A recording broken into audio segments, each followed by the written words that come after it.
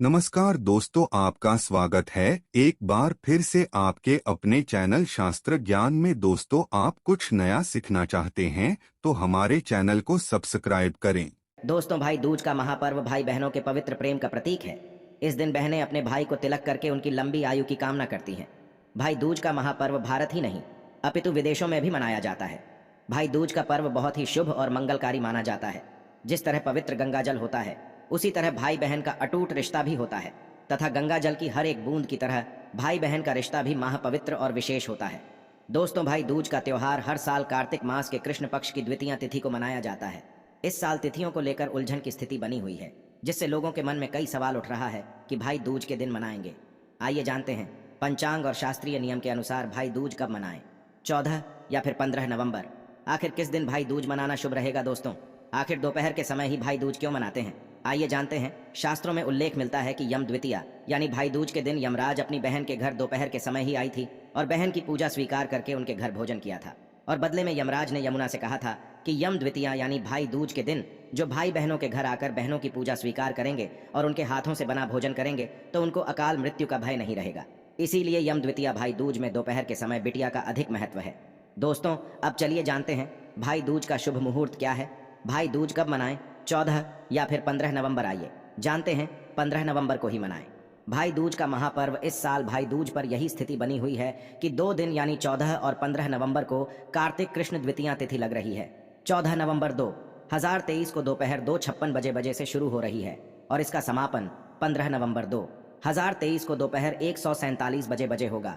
ऐसे में 14 नवंबर को ही भाई दूज का पर्व मनाना शास्त्रों के अनुकूल रहेगा और बहुत ही शुभ और मंगलकारी माना जाएगा दोस्त। और वहीं अगर आप 15 नवंबर को भाई दूज मनाना चाहते हैं तो यह रहा शुभ मुहूर्त। 15 नवंबर को यहाँ है पूजा का शुभ मुहूर्त। बहुत से स्थानों पर लोग उदया तिथि के हिसाब से त्योहार को मनाते हैं। ऐसे में जहाँ पर जो लोग उदया तिथि को मानते हैं वहाँ पर 15 नवंबर को भी भाई दूज की पूजा कर सकते हैं।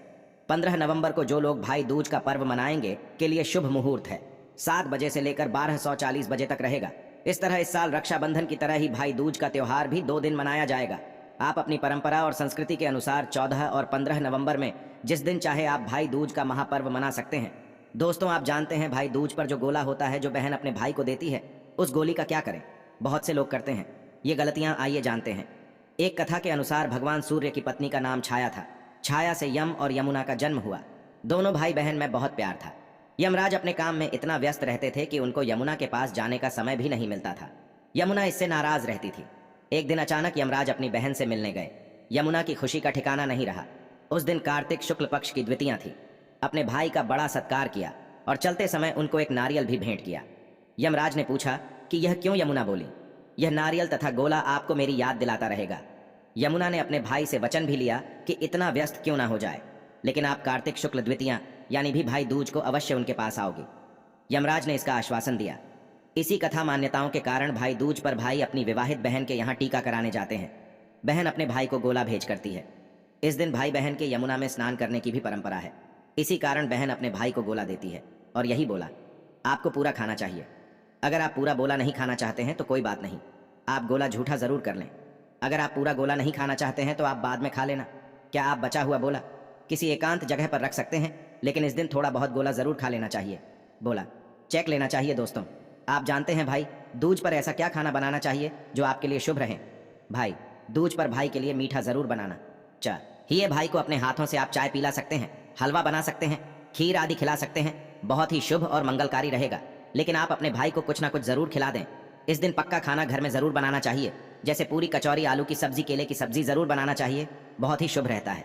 इस दिन जो लोग अपने घर में लहसुन प्याज का खाना बनाते हैं तो उनके घर में हमेशा गरीबी तो वहां से हो जाता है।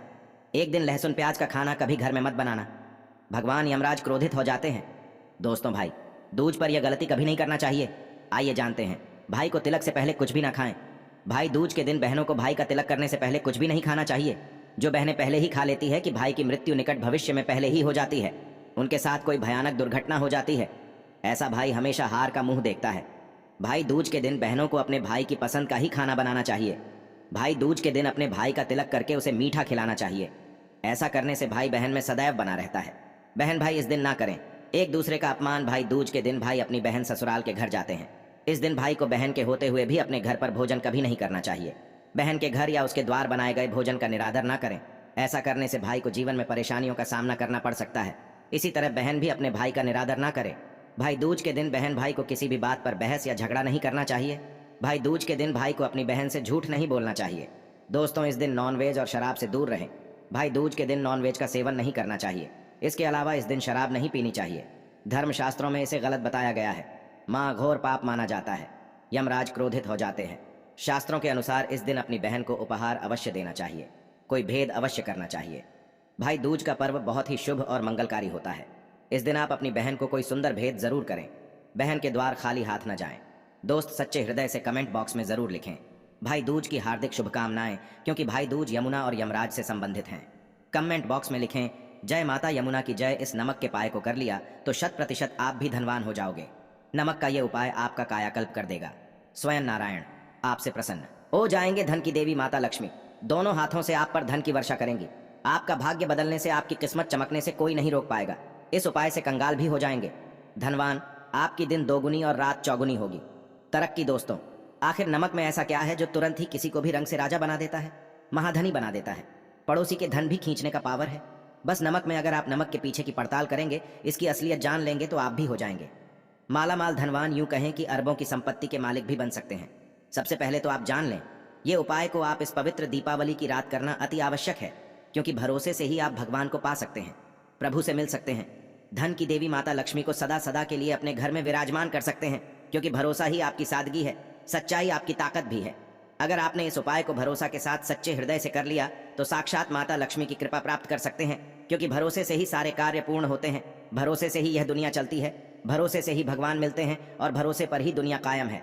अगर भरोसा नहीं होता तो ये दुनिया भी कब की नष्ट हो गई होती, कब की खत्म हो गई होती, क्योंकि भरोसा ही हमारे जीने का लक्ष्य है, भरोसा ही जीने का आधार है। दोस्तों, सदियों से ही नमक का प्रयोग किया जाता है। नमक तो हमारे भोजन को स्वादिष्ट बनाता ही है। नमक हमारे जीवन में अनगिनत फायदे भी देता है। अगर मनुष्य के अंदर नमक की कमी हो जाए तो वह शरीर भी कोई काम का नहीं होता, बस वह अपाहिज के जैसा बेहोश पड़ा होता है।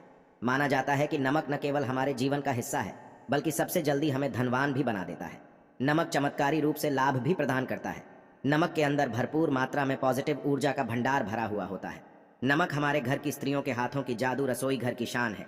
नमक अपने अंदर ऐसे राज छुपाए हुए है कि अगर प्रत्येक मनुष्य जान जाए तो कोई भी गरीब नहीं होगा। सब अमीर बन जाएंगे, सब करोड़पति भी बन जाएंगे। नमक के यह गुप्त उपाय कुछ ऐसे उपाय प्रचलित है। नमक का उपाय, थोड़ा सा डेली वाला नमक लें और थोड़ा सा आटा ले, सांप की संख्या में साबुत लाल मिर्च लिए, उसमें डंठल होना चाहिए, एक टुकड़ा कोयला ले और थोड़ी सी दी। अब इन सभी चीजों को कागज में लपेट कर उसकी नजर उतारी। नजर लग गई हो, सर के ऊपर से 7 बार घुमाएं और चुपचाप इसे अग्निमा एन जला दें। अग्नि आप किसी पात्र में घर में ही जलाए दोस्तों। आप यकीन नहीं, 1 मिनट में सारी नजर उतर जाएगी। ये उपाय खुद हमारी माताजी हमारे ऊपर वर्षों से करती चली आ रही है। यह 100% कारगर सिद्ध होता है। इससे आपकी सभी मनोकामना पूर्ण हो जाएगी, क्योंकि नजर से पत्थर भी टूट जाता है। आप तो मामूली इंसान हैं। ये उपाय बुरी नजर को कोसों दूर रखता है। लाजमी है, जब आपके ऊपर नजर ही नहीं होगी तब आप कामयाबी की ओर बढ़ेंगे, क्योंकि नजर लगने से हम कुछ नहीं कर पाते हैं, इसीलिए इसका उतरना भी है जरूरी। दोस्तों, होते समय तकिए के नीचे नमक रखकर सोने से जितनी भी आपके अंदर नेगेटिव ऊर्जा होगी, ये उसको अपने अंदर सोख लेता है और आप सुबह के समय एक आनंददायक जीवन को महसूस करते हैं। जब आप सोते समय तकिए के नीचे नमक रखें तो काले कपड़े में बांध कर रखें, फिर इसे संभाल कर रख। दोस्तों, चाय में नमक नहीं डालना चाहिए, बहुत ही अशुभ माना जाता है। चाय में नमक डालकर पीने से आपके शरीर में कई घातक बीमारी बन पड़ती है। इससे आपका खून धीरे धीरे जलने लगता है, कम होने लगता है, आपकी हड्डियां कमजोर होने लगती है। चाय में नमक कभी ना डालें, इससे आपकी मृत्यु भी हो सकती है। दोस्तों, खासकर शनिवार के दिन नमक का दान करना बहुत ही शुभ और मंगलकारी माना जाता है। इससे व्यक्ति के सभी नवग्रह शांत हो जाते हैं, क्षणे असीम कृपा इनके ऊपर बरसती है। शनिवार के दिन नमक का दान करना आपके लिए खजाने का मार्ग है। आप कभी भी धनी हो सकते हैं। शनिवार को नमक जरूर दान करें। दोस्तों, भूल कर भी ज्यादा मात्रा में नहीं खाना चाहिए, इससे का शरीर नमक के साथ भूल सकता है, आपका खून सूख सकता है, आपको हृदय रोग बीमारी हो सकती है, शुगर की बीमारी हो सकती है, आपके पेट में पथरी हो सकती है, आप अपनी आंखों की रोशनी खो सकते हैं। ज्यादा खाने से आपकी हड्डियों का सुरमा बन सकता है। नमक ना कम ना ज्यादा, इसे सीमित मात्रा में ही खाना चाहिए, बहुत ही अच्छा माना जाता है।